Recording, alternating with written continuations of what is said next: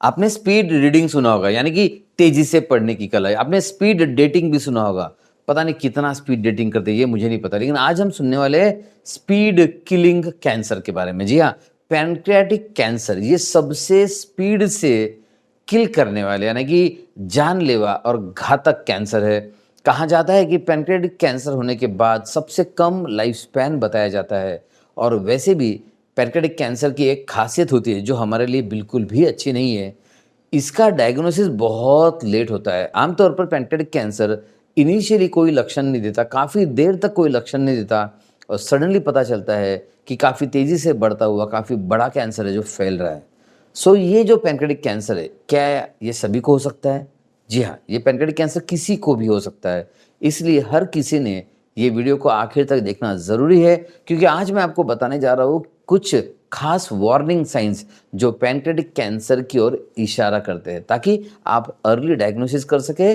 So rather than speed killing cancer, हमें देखना है कि कैसे हम स्पीड डायग्नोसिस कर सके। सो ये जो वार्निंग साइंस है आपको स्पीड डायग्नोसिस में हेल्प करेंगे, अर्ली डिटेक्शन में हेल्प करेंगे, और यही एक रास्ता है पैनक्रियाटिक कैंसर को हराने का या उससे जीतने का। और अगर आपको इसी तरह की इन्फॉर्मेशन चाहिए जो आपको बीमारियों से बचा सके और बीमारियों से ठीक कर सके, तो इस चैनल को सब्सक्राइब ज़रूर कर लीजिए, बेल आइकन ज़रूर दबाइएगा, ताकि इस तरह के यूज़फुल वीडियोस आपको और आपके द्वारा आपके मित्र परिवार को और आपके फ्रेंड सर्कल को जल्दी से जल्दी पहुंच सके।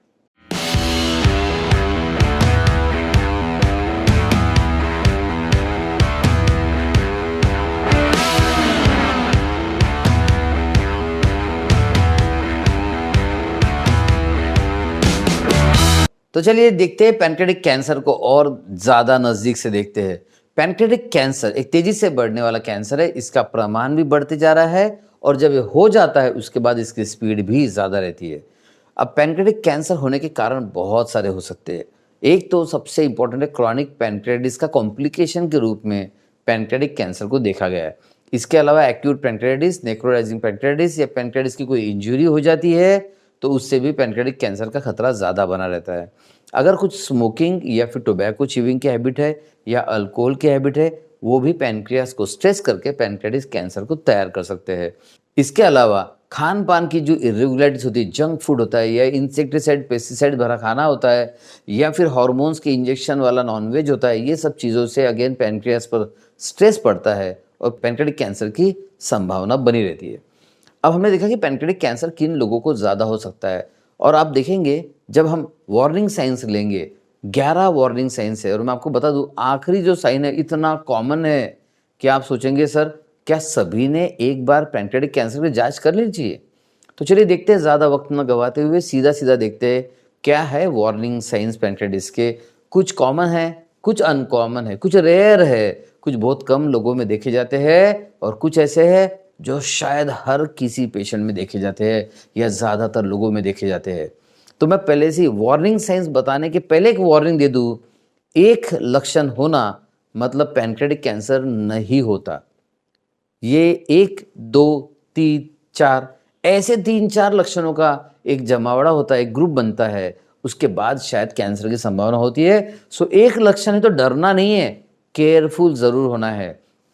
2 लक्षण है तो डरना तो अगेन नहीं है, लेकिन डॉक्टर के पास ज़रूर जाना चाहिए। और 3 या 4 लक्षण है तो डेफिनेटली अपने स्पेशलिस्ट के पास जाना चाहिए, पूरी जांच कराना चाहिए, ताकि आपको पता चल सके कि मुझे पैनक्रियाटिक कैंसर तो नहीं है, या फिर कुछ हो और जल्दी पता चल जाए तो हम उसका इलाज भी कर सके। तो चलिए आगे बढ़ते हैं वार्निंग साइंस में। सबसे पहला साइन और जो बहुत ही स्पेसिफिक और सटीक साइन है वो है जॉन्डिस। आप कहेंगे सर जॉन्डिस यानी कि पीलिया? पीलिया तो बहुत लोगों को होता है, ये सबसे ज़्यादा सबसे सटीक साइन क्यों है? क्योंकि इससे ज़्यादा सटीक साइन पैनक्रियाटिक कैंसर देता ही नहीं है। सो जॉन्डिस यानी कि पीलिया होना ये पैनक्रियाटिक कैंसर का one of the most important या बहुत ही महत्वपूर्ण साइन हो सकता है। किसी भी तरह का जॉन्डिस हो, थोड़ा सा इंडेक्स ऑफ सस्पिशन यानी कि शक के दायरे में आ जाना चाहिए कि जॉन्डिस अगर है तो डेफिनेटली संभावना है। अब इसमें एक चीज़ जोड़ दूँ तो संभावना 10 गुना बढ़ जाएगी। बार बार होने वाला अगर जॉन्डिस है तो फिर संभावना बहुत ज़्यादा है। सो अगर रिपीटेड जॉन्डिस है तो पैंक्रेटिक कैंसर की संभावना ज़्यादा है, ये दिमाग में आपके फिट रहना चाहिए। मैंने फिर से कहा, एक लक्षण जॉन्डिस या कोई भी एक वार्निंग साइन होना, इसका मतलब ये नहीं है कि आपको पैंक्रेटिक कैंसर है। तो जो भी जॉन्डिस वाले, पीलिया वाले, घबराइएगा नहीं, डरिएगा नहीं, लेकिन अलर्ट हो जाइएगा, जांच करना ज़रूरी है। इसके बाद जो दूसरा लक्षण आता है, जो दूसरा इम्पॉर्टेंट लक्षण जो वार्निंग साइन हो सकता है, वो है अगेन वेरी कॉमन, पेट में दर्द होना। अब आप कहेंगे सर इसमें कौन सा वार्निंग साइन है? यही तो है पैंक्रेटिक कैंसर की खासियत, कोई भी अजीब सा लक्षण देता ही नहीं है, अजीब सा लक्षण नहीं देता है और भयानक बीमारी है, इसलिए हमें ये अलर्ट रहना ज़रूरी है। सो पेट दर्द आमतौर पर आप देखेंगे तो नाभि के ऊपर के एरिया में ज़्यादातर होता है, और जैसे पैनक्रेटिस का जो दर्द होता है उसी तरह का दर्द रह सकता है कि नाभि के ऊपर से शुरू होकर पीठ की ओर जाने वाला या फिर लेफ्ट साइड की ओर जाने वाला दर्द जो पियर्सिंग है, चाकू छुरे की तरह दर्द हो रहा है, ऐसा दर्द हो सकता है पैंक्रेटिक कैंसर में। तीसरा लक्षण है पीठ में दर्द। जैसे मैंने सेकंड लक्षण बताया कि पेट दर्द जो छुरे के माफिक अंदर जाता हुआ और पीछे तक, पीठ तक जाता हुआ हो सकता है, लेकिन दूसरा दर्द ये भी हो सकता है कि सिर्फ पीठ दर्द होती है, ये भी लक्षण हो सकता है, और पीठ दर्द होना भी पैंक्रेटिक कैंसर का लक्षण हो सकता है। फिर वो पीठ दर्द पीठ से पेट की ओर आने वाला छुरा हो सकता है, या फिर जस्ट मात्र सामान्य पीठ दर्द है जो कि ट्यूमर के कारण, वहां पर प्रेशर के कारण, खासकर टेल एंड पर अगर ट्यूमर है उसके प्रेशर के कारण पीठ दर्द हो सकता है। फोर्थ लक्षण, जो चौथा लक्षण है, वो है अनएक्सप्लेन्ड वेट लॉस। देखिए काफ़ी सारे लोग है ना खुद कोशिश करते हैं वेट कम करने के लिए, डाइट करते हैं, एक्सरसाइज करते हैं। अगर आप डाइट कर रहे हैं, अगर आप एक्सरसाइज कर रहे हैं और वेट कम हो रहा है, ओके। लेकिन मैंने एक पेशेंट से जब बात की तो उसने कहा कि सर वेट कम हो रहा है मेरा, और मुझे नहीं पता इतना तेज़ी से वेट क्यों कम हो रहा है। मैंने कहा क्यों ऐसा? सर बोले मैं एक्सरसाइज कर रहा हूँ, मैं डाइट भी कर रहा हूँ, लेकिन इतना नहीं कर रहा कि इतना ज़्यादा वेट लॉस हो जाए। तो अब ये है अनएक्सप्लेन्ड वेट लॉस, यानी कि वेट लॉस हो रहा है, कोशिश भी हो रही है, लेकिन इतनी कोशिश नहीं हो रही कि इतना लॉस हो जाए। सो प्रपोर्शनेट नहीं है ऐसा वेट लॉस, या कोशिश नहीं हो रही अपने आप वेट लॉस हो रहा है, या खाना सही खा रहे फिर भी वेट लॉस हो रहा है। ये सारे अनएक्सप्लेन्ड वेट लॉस है। ये भी एक पैंक्रेटिक कैंसर या एक तरह से देखा जाए तो किसी भी कैंसर का लक्षण हो सकता है। देन बढ़ते हैं पांचवें वार्निंग साइन की ओर, भूख नहीं लगना। देखिए आप ये सारे लक्षणों को देखेंगे ना, ऐसे लगेगा आपको सर ये तो किसी भी बीमारी में हो सकते हैं, लेकिन इसका कॉम्बिनेशन जब बनेगा आपको आखिर में पता चलेगा कि किस तरह का कॉम्बिनेशन बन सकता है और किस तरह का कॉम्बिनेशन पैंक्रेटिक कैंसर के बारे में हमें बता सकता है। सो भूख नहीं लगना, जिसका अगेन कोई कारण अगर नहीं मिल रहा है, या फिर भूख नहीं लगने के साथ एक दो लक्षण और मैच हो रहे, फॉर एग्जाम्पल किसी को भूख नहीं लग रही है, साथ साथ में उसे पीठ में दर्द है और साथ साथ में उसे पेट में भी दर्द है, अगर 3 लक्षण हो रहे हैं कुछ तो गड़बड़ है, पता कीजिए। सो भूख नहीं लगना भी एक लक्षण हो सकता है। तो चलिए तेजी से बढ़ते हैं छठवें लक्षण की ओर। अब छठवां लक्षण है डाइजेस्टिव प्रॉब्लम्स। अब आप कहेंगे सर ये भी तो बहुत सारे इसमें होता है। जी हाँ, मैंने कहा ना कॉम्बिनेशन मैटर्स, और जैसे जैसे मैं आगे बढ़ते जाऊंगा आपको आखिर में कॉम्बिनेशन समझ में आ जाएगा। अब आप कहेंगे सर डाइजेस्टिव प्रॉब्लम्स तो सर मुझे भी होता है, बहुत लोगों को होता है, मतलब पूरे इंडिया में सर बहुत लोगों को होता है, तो मैं अकेला नहीं हूँ कुछ जिसे हो रहा है, तो ये कैसे मेरे साथ हो सकता है, मतलब किस तरह का डाइजेस्टिव प्रॉब्लम होगा जो वार्निंग साइन है पैंक्रेटिक कैंसर का। 2-3 चीजें खास है इसमें। एक तो है कि जो स्टूल्स होते हैं वो फ्लोट करते हैं, यानी कि सॉलिड नहीं होते, नीचे नहीं जाते पानी में, फ्लोट करते हैं। आप देखेंगे फ्लश करने से पहले, जो कि एक्चुअली बहुत लोग देखते हैं, मतलब पता नहीं क्यों बट बहुत लोग देखते हैं, और शायद पैंक्रेटिक कैंसर के लक्षण के लिए तो देखना पड़ेगा। तो जो स्टूल्स ऊपर की ओर तैरते हैं वो पैंक्रेटिक कैंसर की ओर लक्षण हो सकता है, वार्निंग साइन हो सकता है। और वो स्टूल्स अगर नीचे की ओर जा रहे हैं, ऊपर तैर नहीं रहे, तो वो पैंक्रेटिक कैंसर का नहीं है लक्षण। अगर जो स्टूल्स है वो लैट्रिन से चिपक रहे, सीट से चिपक रहे और उसे फ्लश करना मुश्किल हो रहा है, ये भी एक लक्षण हो सकता है। सो डाइजेस्टिव प्रॉब्लम में कोई भी प्रॉब्लम हो सकता है, याद रखिएगा। एसिडिटी होना, गैसेस होना, डाइजेशन नहीं होना, अपचन होना, डायरिया होना, कॉन्स्टिपेशन होना, डायरिया था कॉन्स्टिपेशन हो गया, कॉन्स्टिपेशन था डायरिया हो गया, या बॉवेल हैबिट्स का चेंज होना, जैसे सुबह जाता था लेकिन अब नहीं जा पा रहा हूँ, दोपहर में या लेट जाने की इच्छा होती है, कोई भी लक्षण पैंक्रेटिक कैंसर की ओर दिशा दिखा सकता है। तो कोई भी चेंज हो रहा है लेटेस्ट, और बाकी कॉम्बिनेशन है, खासकर लास्ट के कुछ लक्षण जरूर पैंक्रेटिक कैंसर के लिए देखिएगा। इसी के साथ मैं फिर से एक बार कहना चाहूँगा, अगर अभी तक इस चैनल को सब्सक्राइब नहीं किया है तो गलती मत कीजिएगा, तुरंत सब्सक्राइब कीजिए, बेल आइकन दबा दीजिएगा, क्योंकि हमारी कोशिश होती है कि आप तक सही जानकारी पहुँचे और आप बीमार ना पड़ो, और बीमार हो तो आप ठीक कैसे हो जाओगे, इसके बारे में जानकारी देने वाला ये इकलौता चैनल है। सो सब्सक्राइब कर दीजिए, बेल आइकन दबा दीजिए। अब 7वां लक्षण है, अगेन कॉमन है, नौशिया एंड वॉमिटिंग। अब आप कहेंगे सर अगर डाइजेशन का प्रॉब्लम है तो नौशिया और वॉमिटिंग हो सकते हैं, जी मिचलाना, उल्टी लगना, भले ही कॉमन है लेकिन इंपॉर्टेंट लक्षण है। पैनक्रियाटिक कैंसर बहुत ही हाई स्पीड वाला जो होता है कैंसर, इसमें पेन बहुत सीवियर हो सकता है, साथ साथ में नौशिया एंड वॉमिटिंग डेफिनेटली हो सकती है। देन 8वां लक्षण, वर्सनिंग डायबिटीज।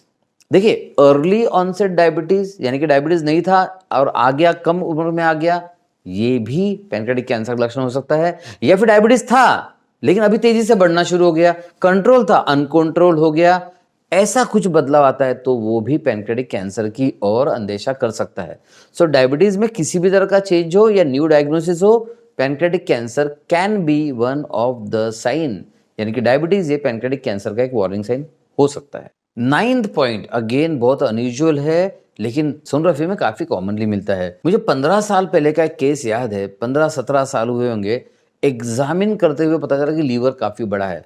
अब लीवर काफी बड़ा है, लीवर बड़ा होना सोनोग्राफी में काफी बार फाइंडिंग होता है, liver enlarge inside fatty liver, लेकिन ये एग्जामिन करते हुए मिला कि लीवर इतना बड़ा है। तो हमें लगा क्यों, क्या रीजन हो सकता है। फिर जब स्कैन किया गया पता चला कि पैनक्रियाज में ट्यूमर है जो कैंसरस है।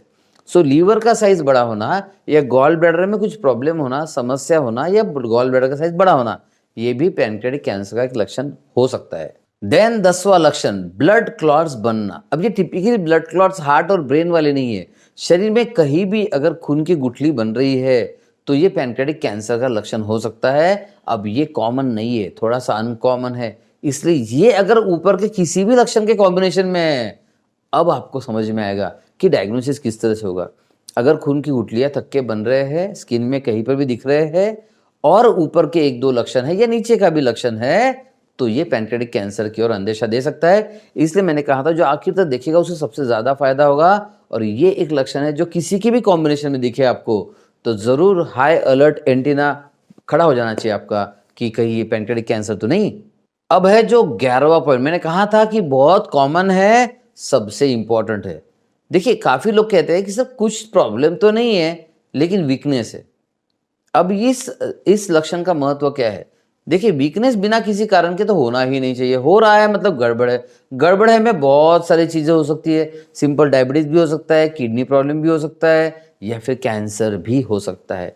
तो अब ये पैनक्रियाटिक कैंसर कैसे बनेगा, जैसे मैं एग्जांपल दे दूं आपको। सपोज वीकनेस है, साथ में ब्लड क्लॉट्स बन रहे और ऊपर से कोई भी 2 लक्षण जोड़ दीजिए या 1 लक्षण जोड़ दीजिए, अब बन गया पैनक्रियाटिक कैंसर का कॉकटेल, ये वार्निंग साइंस का कॉकटेल।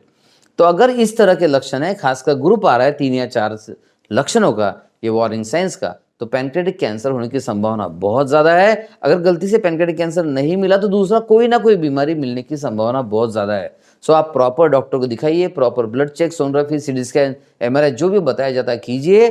और अगर इसके बारे में और कुछ पूछना चाहते हो तो आप कमेंट में लिखकर पूछ सकते हो। ये वीडियो आपको कैसा लगा जरूर बताइएगा।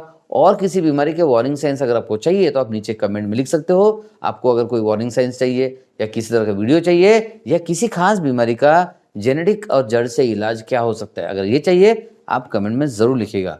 और चैनल को सब्सक्राइब करना बिल्कुल मत भूलिएगा, जाने के पहले सब्सक्राइब कर दीजिए और बेल आइकन दबा दीजिए। और हाँ, ये वीडियो कैसा लगा जरूर बताइएगा और ज़्यादा से ज़्यादा लोगों शेयर जरूर कीजिएगा। लक्षण कॉमन है, बीमारी खतरनाक है, सबसे ज़्यादा लोगों को फायदा देने वाला वीडियो है, इसको ज़रूर शेयर करना। Thank you, bye bye.